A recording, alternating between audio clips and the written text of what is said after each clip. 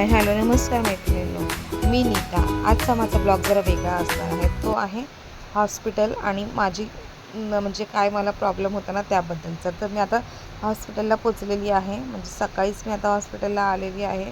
माझे मिस्टर आणि मी हॉस्पिटलला आल्याच भीती तर वाटत होती, पण बघूया म्हटलं आता शेवट हा करायचाच आहे. म्हणजे जे मला त्रास होत होता त्याचा. तर आम्ही तिथून हॉस्पिटलमध्ये गेलो. तिथून आम्हाला सांगितलं की तुम्हाला सी टी स्कॅन करावं लागेल. मग सी टी स्कॅन करण्यासाठी मिस्टर आणि मी आम्हाला जिथे लिहून दिले ना तिथे गेलेलो. आणि तिथे म्हणजे ते हाताला सलाई वगैरे लावतात ना, तर तेच हाताला लावून ठेवलेलं. आणि हे जे पाणी आहे ना मिस्टरांच्या हातात, त्या पाण्याची बॉटल आम्हाला दिलेली. म्हणजे त्या बॉटलमध्ये आम्हाला औषध टाकून दिलेलं आणि सांगितलेलं 2 तासामध्ये ही बॉटल पूर्ण संपवा.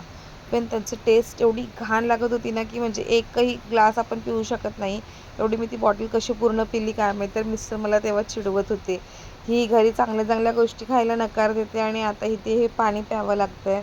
चांगलं खाल्लं असं तर आरोग्यासंबंधी काही प्रॉब्लेम आले नसते, म्हणून ते मला चिडवत होते. आणि मग सी टी स्कॅन वगैरे करून झालं आणि आम्ही नंतर परत आमच्या ज्या हॉस्पिटलमध्ये मला ॲडमिट केलेलं होतं ना, तिथे आम्ही परत येऊन पोचलो. आणि इथे आल्यावर मग परत मला तीच भीती होती की आज रिपोर्ट आल्यानंतर मग परत उद्या सर्जरीला तयारी करायची आहे. तर त्यासाठी मग ॲडमिट झाल्यानंतर मग मी कपडे वगैरे चेंज करून घेतले आणि मग आली मी माझ्या वन पीसमध्ये, म्हणजे माझा नवीन पोशाख, की तो घेण्यासाठी भरपूर असे पैसे आपल्याला मोजावे लागतात. तर ॲडमिट झाली, हाताला सलाईन वगैरे लावली, तर त्रास तर भरपूर होत होता. आणि त्याच्या एक दिवस आधी सांगायचं म्हटलं, ज्या दिवशी दुखायला लागलं ना त्या दिवशी मला रात्रीच दुखायला लागलेलं. म्हणजे 4 वाजता दुखणं सुरू झालेलं मला. मग मी ते 6 कसं तरी मेडिसिन वगैरे घेऊन ते सहन केलं. आणि त्यानंतर मुलाला शाळेत पाठवल्यानंतर असह्य झालं. मग मी मिस्टरांना म्हटलं की आता माझं दुखणं असह्य झालं आहे, मला रोजच असा त्रास व्हायचा, पण म्हटलं आज असह्य झालं आहे. म्हणून मग आमच्या घराजवळ ट्रामा केअर हॉस्पिटल आहे, तिथे आम्ही गेलो 6:30 वाजता. तिथे गेल्यावर त्या लोकांचं वागणं एवढं विचित्र ना, तर ते सरकारी म्हटलं तर ते त्यांचं वागणं त्याच प्रकारचं असतं. तर तिथे गेलो, तिथे आम्ही पोचलो. मला दुखणं असह्य होतं. मिस्टर कसं तरी माझ्या लहान मुलाला एकटं घरी सोडून आम्ही हॉस्पिटलला गेलो. तिथे गेल्यानंतर ना ते डॉक्टर तिथल्या लोकांनी एवढं म्हणजे वाईट त्यांनी वागणूक दिली ना, की मी चेअरवर बसायला गेले तर ते म्हटले की बसू नका, आम्हाला पुसायचं आहे. म्हणजे त्यांना पेशंटला होणारा त्रास वगैरे तो काही दिसला नाही. त्यांनी सांगितलं की आम्हाला पुसायचं आहे, उठा. मग मिस्टरांना ते बोलणं काही सहन झालं नाही, म्हणून आम्ही लगेच त्या हॉस्पिटलमधून निघालो. परत घराजवळ दुसरं हॉस्पिटल होतं, तिथे आम्ही पोचलो. आणि तिथे जाऊन मग त्यांना सांगितलं. त्यांनी पटकन इंजेक्शन वगैरे दिलं, बी पी वगैरे चेक केला आणि मग आम्ही घरी आलो. आणि घरी येऊन मग मला आराम पडलेला म्हणून मुलाजवळ थोडा वेळ झोपली आणि त्याच्यानंतर माझ्या मम्मीला कॉल वगैरे करून बोलावून घेतलं की त्रास होतो आहे भरपूर, आम्हाला हॉस्पिटलमध्ये जायचं आहे. आणि तोपर्यंत डॉक्टरांची अपॉइंटमेंट घेऊन ठेवलेली. आणि मग आम्ही डॉक्टरांकडे, म्हणजे मला आता ज्या हॉस्पिटलमध्ये ॲडमिट केलं आहे ना तिथे आम्ही आलो. आणि मग येऊन तिथे ॲडमिट वगैरे झालं. मग त्यांनी ब्लड चेक केलं, त्याच्यानंतर सी टी स्कॅन करायला सांगितलेलं. मग आम्ही सी टी स्कॅन पण करून आलो आणि आता रिपोर्टची वाट बघणार आहोत. आणि रिपोर्ट आल्यावर मग लगेच ते ऑपरेशन किती वाजता करायचं आहे ना ते ठरवणार होते. आणि इथपर्यंत पोहोचण्यासाठी ना, पोचेपर्यंत ना मी म्हणजे 5.5 वर्ष झाले. 5.5 वर्षापासून मी हा त्रास अंगावर काढत होते. मग मला असं म्हणजे प्रत्येकाच्या तोंडून आपण वेगवेगळं ऐकत असतो. कोणी सांगतं की आयुर्वेदिक उपचार करा, कोणी सांगतं की होमिओपॅथीचा उपचार करा, कोणी सांगतं की आमच्याकडे हे औषध आहे, ते औषध आहे. किंवा डॉक्टरांकडे गेल्यावर ते सांगायचे की ऑपरेशन करावं लागणार. मग आधीच 2 सीझर झाले आहे, त्याच्यात ऑपरेशन म्हटलं की भीती वाटायची. म्हणून मला करू की नाही करू असा प्रश्न पडायचा. म्हणून मी प्रत्येकाने मला कोणी काही सांगितलेले, म्हणजे मोबाईलमध्ये बघून कोणी काही सांगितलं ते सगळे सल्ले मी ऐकून सगळं ट्राय केलं. पण ते ट्राय केल्यानंतर मला आता जो त्रास सहन करावा लागतो आहे ना, आणि आता जे मला म्हणजे दुखणं वाढत होतं ना, ते ते तिथपर्यंत तुम्ही येऊ नका. प्लीज तुम्हाला जर कोणाला जर असेल ना तो स्टोन, गॉलब्लॅडर स्टोन जर असेल ना, तर प्लीज अंगावर काढू नका. लवकरात लवकर डॉक्टरांचा सल्ला ऐका आणि सर्जरीला तयार व्हा. आता मी माझी जर्नी तर तुम्हाला सांगणारच आहे. म्हणजे आता ऑपरेशन झाल्यानंतर काय होतं आहे, काय नाही, किती त्रास होतो आहे ते पण तुम्हाला शेअर करणार.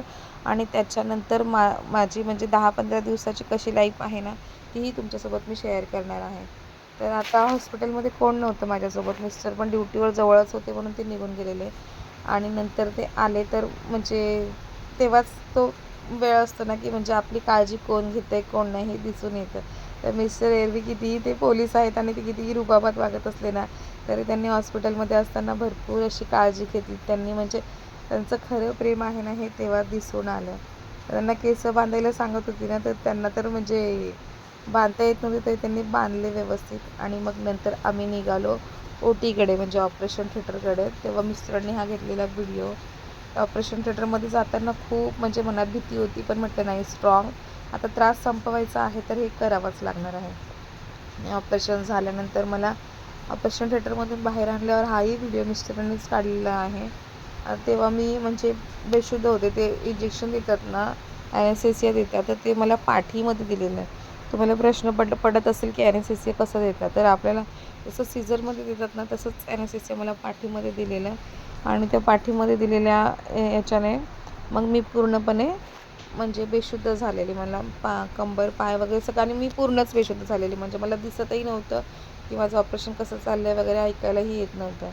तर मी पूर्ण बेशुद्ध झालेली. त्याच्यानंतर मला आम्ही इथे बेडवर झोपवलं आणि एवढी वाईट कंडिशन होते ना की खरंच म्हणजे भरपूर असा त्रास सहन करावा लागतो. आणि तो त्रास मी सहन करून मग मी आहेच तेवढी स्ट्रॉंग. मी आधीच म्हणते की मी खूप स्ट्रॉंग आहे, मी स्वतःच म्हणते स्वतःला.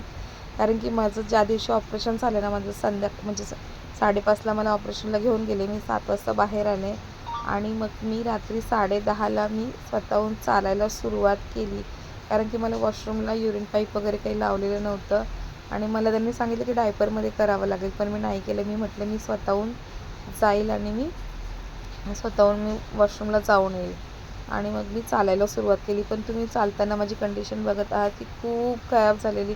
मला भरपूर असे म्हणजे 4 जागेवर टिचेस आहेत आणि ते मी लगेच तेवढं सगळं घेऊन चालायला सुरुवात देखील केली. आणि म्हणजे बघूया आता याच्यापुढे काही त्रास होतो आहे का. आता तर तेव्हा तर होत होता त्रास, पण नंतर पुढे त्रास होतो आहे की नाही मी हे पुढच्या जर्नीमध्ये तुम्हाला सांगणारच आहे. भरपूर त्रास होत होता, पण मी स्ट्रॉंग म्हणते स्वतःला म्हणून मी चालत होते. कारण की अंगावर जो 5.5 वर्ष जो त्रास काढला ना, त्याच्यापेक्षा मला हा त्रास तर कमीच वाटत होता. कारण की रोज म्हणजे मी तो त्रास सहन करून मग जेवायलाही घाबरत होते. काही बाहेरचं खाण्यापिण्याला, घरचं खाण्यापिण्याला सगळ्यालाच घाबरून घाबरून मी जेवत होते. अंगात भरपूर अशक्तपणा येत होता. कारण की जर आपण जेवण व्यवस्थित केलं नाही ना, तर आपल्याला पोषणही व्यवस्थित मिळत नाही.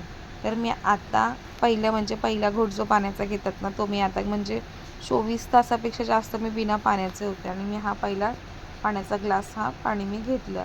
आणि दुसऱ्या दिवशी सकाळी मग मी अगदी फ्रेश झाले, छान वाटायला लागलं मला. मी स्वतःहून उठायला लागले, चालायला लागले आणि मला खूप बऱ्यापैकी म्हणजे रिलीफ मिळालं होतं त्या त्रासापासून. ते टाक्यांचा त्रास तर होता, पाठीमध्ये बॅक पेन होतं, कारण की ते इंजेक्शन दिलेलं ऑपरेशन करताना भरपूर असं आपल्याला म्हणजे हे ते ॲनेस्थेसिया दिलेला असतो, परत कट्स दिलेले असतात. आणि मग माझी वहिनी आलेली माझ्यासोबत थोड्या वेळ, त्यानंतर ती दिवसभर थांबली आणि मग संध्याकाळी मिस्टर आले. तर मिस्टर मला हसवण्यासाठी ना, आणि त्यांना दुःखात मला बघायला खूप त्यांना त्रास होत होता म्हणून ते गाणे वगैरे म्हणत होते. मग नंतर आम्ही छान असं मूवी तिथेच लावला आणि हम दिल दे चुके मूवी बघत होतो. म्हणजे मिस्टरांना असं वाटत होतं की हिला जेवढं रिलीफ मिळेल ना, तेवढं त्यांना बघायला मला बरं वाटत होतं. आणि मग नंतर संध्याकाळी म्हणजे सगळेच बघायला येत होते, मम्मी, भाऊ वगैरे सगळे आलेले. आणि त्याच्यानंतर माझ्या तिघी वहिनी, माझी भाची, भाचे सगळे सर्वजण मला बघायला आले. आणि मग मी लगेच दुसऱ्या दिवशी बाहेर येऊन बसले, पण तिथे बाहेरच असं गार्डनसारखं होतं हॉस्पिटलमध्ये, आणि तिथे येऊन बसले. मला डॉक्टर, नर्स वगैरे सगळे बोलत होते की तू स्ट्रॉंग आहे भरपूर. लगेचच त्याच दिवशी चालायला लागली, दुसऱ्या दिवशी बाहेरही यायला लागली. आणि मग ते आले होते ना, तेव्हाच मला दुसऱ्याच दिवशी लगेच डिस्चार्जही मिळाला.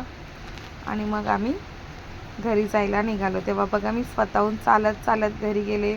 मिस्टरने मला म्हणतात की तू खूप स्ट्रॉंग आहेस, एवढे जर कट्स लागले असते, एवढं इंजेक्शन वगैरे दिलं असतं तर कोणीही चाललं नसतं एवढं लगेच. पण मी लगेचच चालत घरी गेली, कारण की माझी मुलं घरी होते.